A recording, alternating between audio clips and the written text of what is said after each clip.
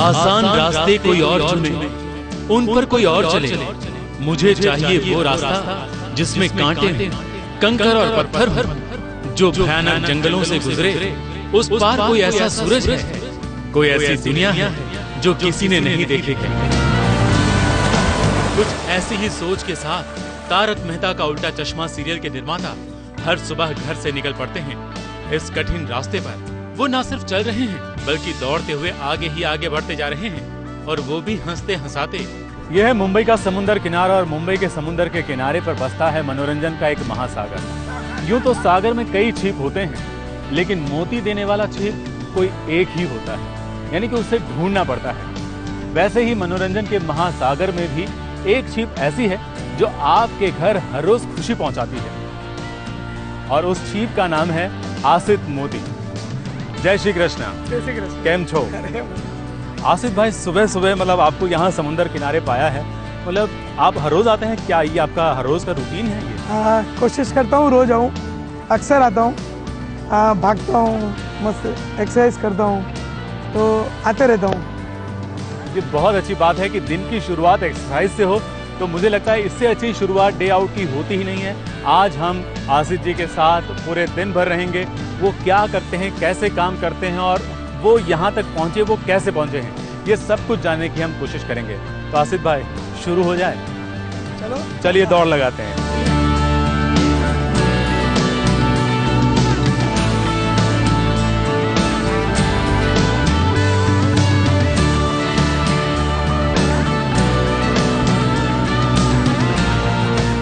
हैं और दूसरों को भी हंसाते हैं, घर घर में खुशियां पहुंचाते हैं।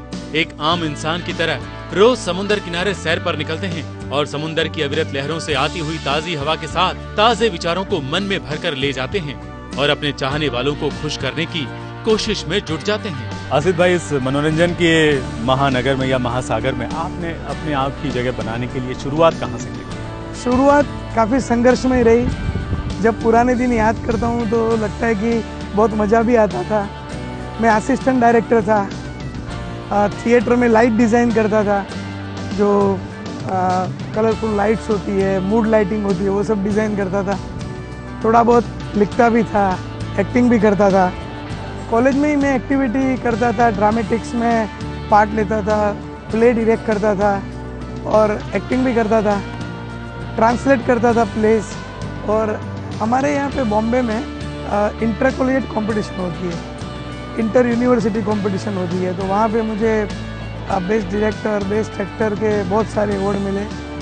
फिर कोशिश किया कि चलो इसी लाइन में, क्रिएटिव फील्ड में ही तकदीर को आजमाते हैं। तभी थोड़ा संघर्ष भी ज़्यादा था, क्योंकि सैटेलाइट चैनल्स इतने आए नहीं थे, तो ज़्यादातर मैं गुजराती थिएटर पे निर्भर था। मैंने फिर गुजराती में सीरियल बनाई अहमदाबाद दूरदर्शन के लिए। अहमदाबाद दूरदर्शन के लिए मैंने बहुत सारा काम किया, और फिर ग्रेजुअली धीरे धीरे फिर मैं अपना प्रोडक्शन हाउस खोला, नीला टेलीफिल्म्स, और उसमें हम सब एक सीरियल बनाई। एक्चुअली तो डायरेक्शन करने का मन ज़्यादा था तभी, लेकिन जब अपनी कंपनी खोल दी तो फिर प्रोड्यूस करना ही ज़्यादा बेटर समझा, क्योंकि ज़्यादा कंसंट्रेशन से काम कर पाऊँ। गुजराती लोग जो है वो मुनाफे के बारे में ज़्यादा सोचते हैं, तो आप मुनाफे के कारण प्रोड्यूसर बने या मजबूरी थी आपकी प्रोड्यूसर बनना? मैं मुनाफे से काम करने ये फील्ड में नहीं आया हूँ। मैं कुछ अच्छा करने से, अच्छा सर्जन करने के लिए ही मैंने ये फील्ड चुना है कि अच्छी टीवी सीरियल बनाऊँ, आगे चल के अच्छी फिल्म बनाऊँ, अच्छा कुछ क्रिएटिव सर्जन करूँ। देखो, टेलीविज़न प्रोड्यूसर की जो ज़िंदगी होती है ना, बहुत ख़तरनाक होती है। शो आना ही है, चाहे 15 अगस्त हो, 26 जनवरी हो कि 1 मई हो, यहाँ पे कोई छुट्टी नहीं है। एवरी डे की कॉमेडी स्क्रिप्ट बनाना, एवरी डे लोगों को हंसाना, और आज हम लोग 7वें साल में हैं। अभी कुछ चंद दिनों के बाद 1500 एपिसोड भी पूरे होंगे, तो रोज़ हंसाना थोड़ा डिफ़िकल्ट काम है, लेकिन ईश्वर की कृपा से हो जाता है। काम और परिवार के बीच तालमेल कैसे बिठाते हैं? परिवार भी समझता है कि एक जिम्मेदारी है, तो वो बहुत सपोर्ट करते हैं। कभी भी, क्योंकि कभी भी घूमना जाना, बाहर जाना सब लास्ट मोमेंट पे तय होता है, तो वो लोग को भी आदत सी हो गई है कि बच्चे लोग को भी लगता है कि पापा तो ऐसे ही है। लेकिन जब भी टाइम होता है तो पहली प्रायोरिटी मेरी परिवार के लिए ही आती है। बहुत कम लोग जानते हैं कि नीला टेलीफिल्म्स के प्रणेता आसित कुमार मोदी ने अपने करियर की शुरुआत रंगमंच से, स्टेज से बतौर एक्टर की थी और फिर टेक्निकल और प्रोडक्शन डिपार्टमेंट में हाथ आजमाया और फिर कुछ सालों के अनुभव के बाद खुद के सीरियलों का निर्माण कार्य शुरू किया। सबसे पहले अहमदाबाद दूरदर्शन के लिए कॉमेडी सीरियल मियां फुसकी बनाया। उसके बाद उन्होंने कभी पीछे मुड़कर नहीं देखा। आसित मोदी ने हम सब एक हैं, ये दुनिया है रंगीन, मेरी बीवी वंडरफुल, कृष्णाबेन खाखरावाला जैसे कई सीरियलों का निर्माण किया है, लेकिन उन्हें पहचान मिली है तारक मेहता का उल्टा चश्मा सीरियल से। एक गुजराती मैगजीन की कॉलम को सीरियल का रूप दिया और जितना वो कॉलम मशहूर था उससे ज्यादा सीरियल मशहूर हो गया। पिछले 6 साल से घर घर में लोग इस सीरियल को देखकर हंस रहे हैं।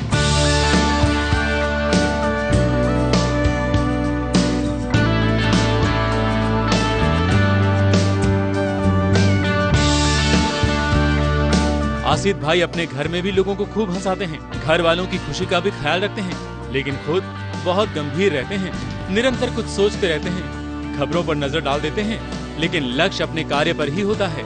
लेकिन जेठा भाई की ही तरह घर से निकलने से पहले आधा घंटा पूजा पाठ जरूर कर लेते हैं और हाँ, अपने बुजुर्गों का आशीर्वाद लेना नहीं भूलते हैं।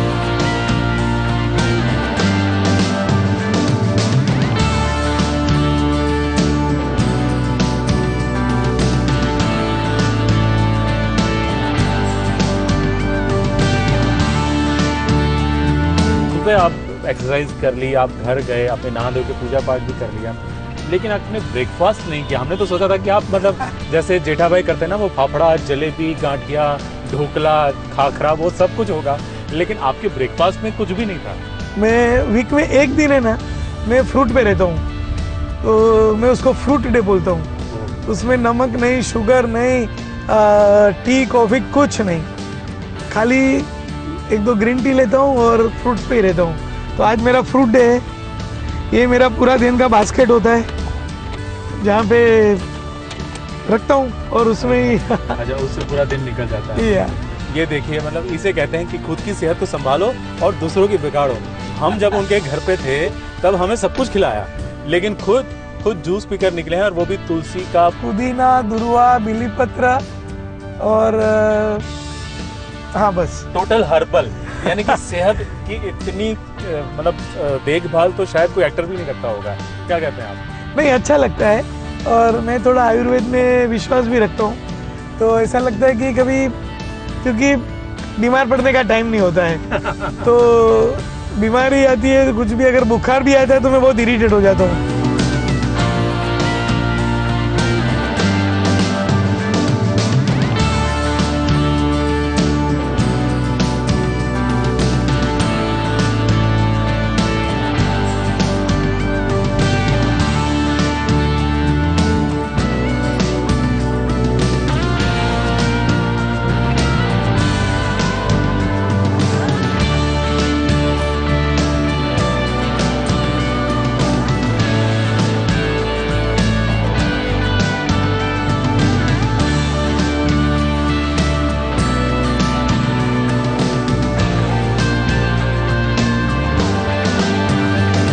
आसित मोदी के साथ हम सबसे पहले पहुंचे तारक मेहता का उल्टा चश्मा के सेट पर, जहां गणपति उत्सव की तैयारियां चल रही हैं।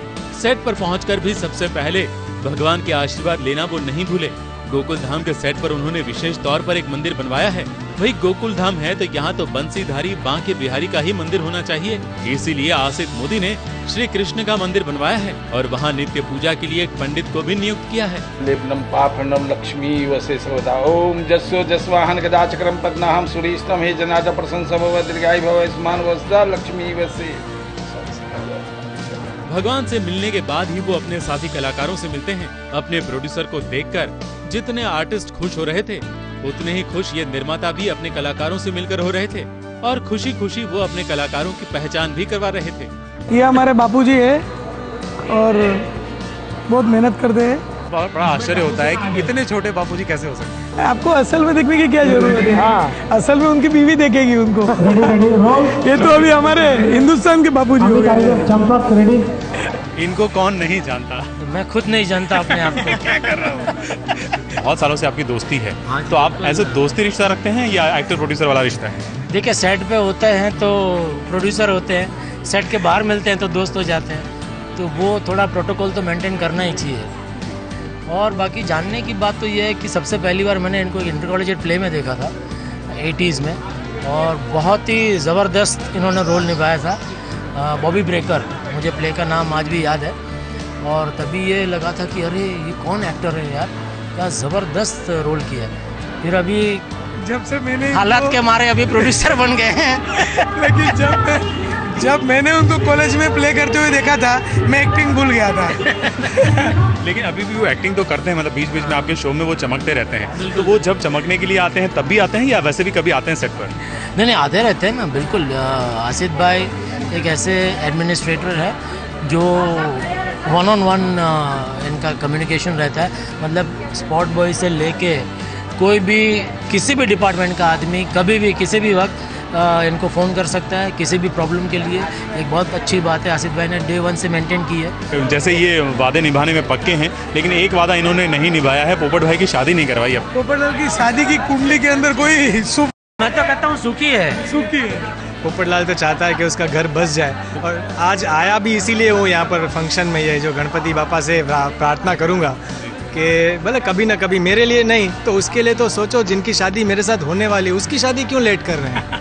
वो कन्या के बारे में तो सोचना चाहिए ना। सोसाइटी के एक में सेक्रेटरी भी यहाँ पर हैं। वैसे तो आप सोसाइटी के पूरे प्रॉब्लम सॉल्व करते हैं, लेकिन आपके प्रॉब्लम के लिए आप इनके पास जाते हैं या यहीं सॉल्व हो जाते हैं? नहीं, बिल्कुल हमारे एकमेव प्रॉब्लम यही है। प्रॉब्लम सॉल्व करने, और कोई दूसरा है नहीं। प्रॉब्लम होता ही नहीं है, कोई बिल्कुल भी प्रॉब्लम नहीं होता है, तो प्रॉब्लम सॉल्व करने की बात ही नहीं होती है।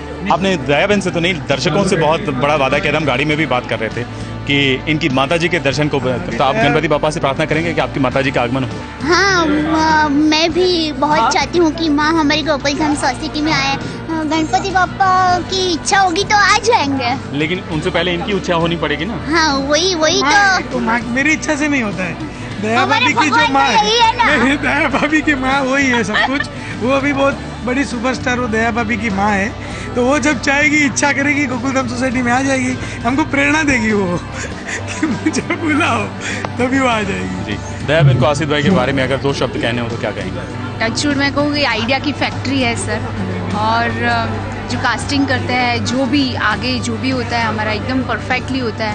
टचवुड गणपति बप्पा और श्रीनाथ जी भगवान, सभी भगवान के आशीर्वाद उन पर रहे, ऐसी शुभकामनाएं।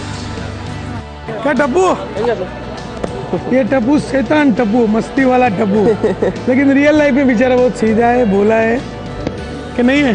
अभी बिगड़ गया है कॉलेज जाके। नहीं, टप्पू बड़ा भी हो गया, लंबा हो गया। नहीं, मेरे से सब तारक मेहता में सीखे हैं। लंबा होने का भी, हाँ, बड़ा होने का भी। इनसे ज़्यादा पैशनेट प्रोड्यूसर मैंने नहीं देखा, और स्क्रीन प्ले की जो समझ इस आदमी को है, हैट्स ऑफ टू। ये सब लोग ज़्यादा पैशनेट है। अभी यूएसए गए थे तो उन्होंने दिन रात जग के, और हम लोग कुछ कॉम्प्रोमाइज़ करने वाले थे, तो उन्होंने बोला कि मैं मेरी ट्रिप कैंसिल कर दूंगा, यूएस नहीं जाऊंगा, और उन्होंने आके बखूबी से काम किया है। तो मुझे गर्व है कि ऐसे आर्टिस्टों के साथ में हूँ। सोडी भाई गए, फिर दूसरे सोडी भाई आए, फिर वापस आ गए, मतलब ये क्या था जादू? वो जी अपने जो होते हैं वो अपनों के पास ही रहते हैं, वो कभी जाते नहीं हैं, थोड़ा मौज मार करके वापस आ जाते हैं। और ये तो अपने बड़े हमारे भाई शक्ति के महासागर है, बहुत पवित्र आदमी है। अपने साथ काम करने वालों को कैसे हमेशा के लिए जोड़ दिया जाए, ये आसिफ मोदी अच्छी तरह से जानते हैं। उनके साथ काम के वक्त काम की बात और फुर्सत के पलों में मस्ती भी करना जानते हैं। शायद यही राज है कि उनकी टीम में पिछले 16-17 सालों से लोग जुड़े हैं। ये हमारे कैमरामैन है आमिर वीरानी, पहले एपिसोड से जुड़े हुए हैं और बहुत मेहनत करते हैं। प्राण जाए वचन न जाए, प्राण जाए पर शॉट न जाए। ये हमारे डायरेक्टर है मालव राजड़ा, मेकअप हर्षद भाई, वो भी डायरेक्टर है, मेन डायरेक्टर है हमारे। बहुत पसंद है, नेचर पसंद है, इसलिए तो 16 साल से साथ में हो, नहीं तो क्यों रहता, भाग जाता था तुरंत। लेकिन कोई ऐसी बात जानना चाहते हैं जो हम लोग कोई नहीं जानते? वो तो सिगरेट ही रहने दो ना। ये हमारे शिशुपाल है, वो भी 16 साल से है। ये पूरा फिल्म सिटी का जो हमारा सेट है, 24 घंटा खुले आसमान के नीचे, बारिश हो धूप हो, खड़ा रहता है। उसका पूरा ध्यान, मेंटेनेंस, और ये जो भी देख रहे हैं वो सब वो करते हैं पूरा। तो हमारे स्टूडियो के मैनेजर है, ये हमारे ड्रेसमैन है मिलिंद दादा। ये एक्चुअली ड्रेसमैन नहीं है, हमारे जो मेकअप डिपार्टमेंट, ड्रेस डिपार्टमेंट, उनके भिड़े अंकल है वो, एक में वो सेक्रेटरी है। ये हमारे सोहिल भाई है, मेरा पूरा का प्रोग्राम का ध्यान ये रखते हैं। और ये प्रोड्यूसर के जैसे ही काम करते हैं। मैं नहीं रहूँगा तो लोग इनको ही प्रोड्यूसर मानेंगे। ये भी 16-17 साल से साथ में थे, साथ में है, बचपन से इनके साथ ही हूँ। जब मेरी मूंछ उगली थी तब से अभी तक। ये पूरा आज बहुत बड़े मेकअप मैन हो गए हैं। हमारे सब आर्टिस्ट को ये चमकाते हैं। सेट की मुलाकात करने के बाद हम आसिफ भाई के साथ पहुंचे उनके ऑफिस में। नीला टेलीफिल्म्स के इस ऑफिस में भी भगवान के प्रति इस निर्माता की भक्ति और आस्था साफ साफ झलक रही थी।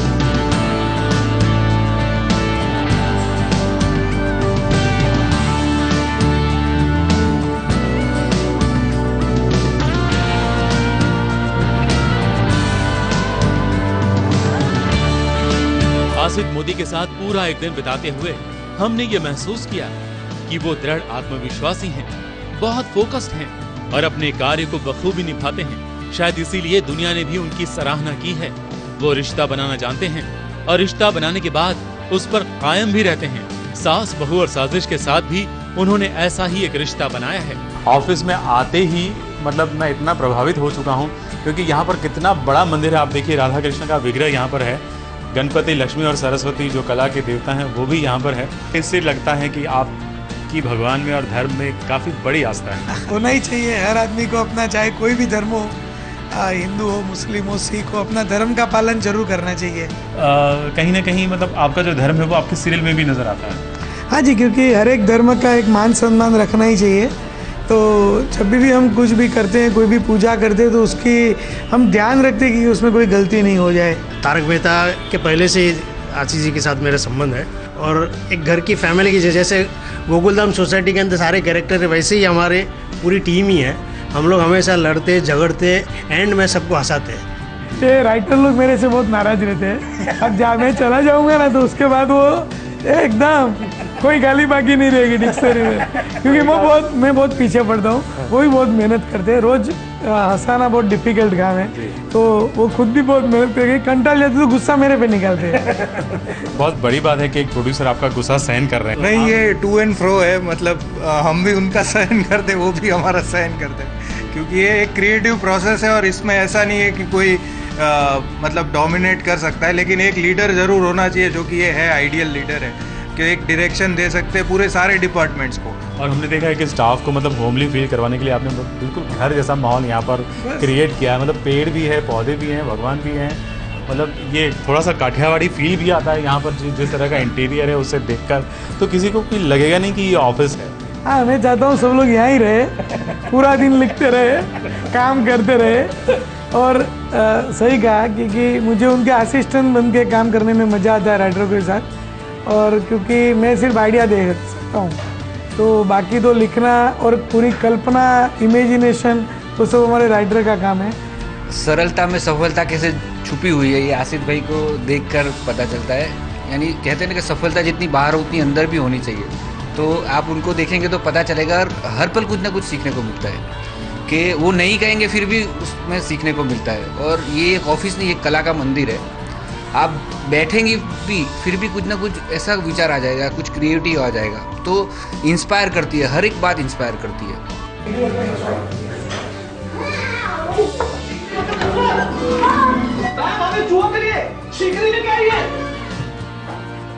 ये हमारे एडिटिंग डिपार्टमेंट की टीम है।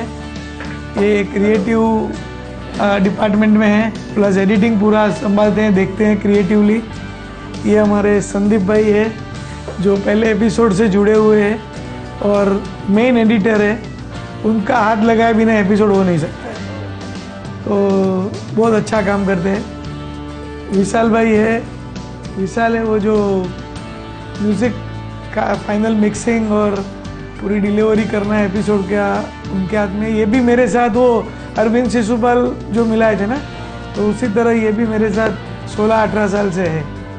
आसिफ मोदी को मिलकर हमने ये भी जाना है कि उनका विश्वास ही उनकी सफलता का राज है। दृढ़ विश्वास ने ही उन्हें सफलता का स्वाद चखाया है और इसी विश्वास के साथ वो आगे बढ़ते जा रहे हैं। उनके लिए कहने का मन होता है कि वो खुद ही तय करते हैं मंजिल आसमानों की, परिंदों को नहीं दी जाती तालीम उड़ानों की। रखते हैं जो हौसला आसमां छूने का, उनको नहीं है परवाह कभी गिर जाने की। ABP news report.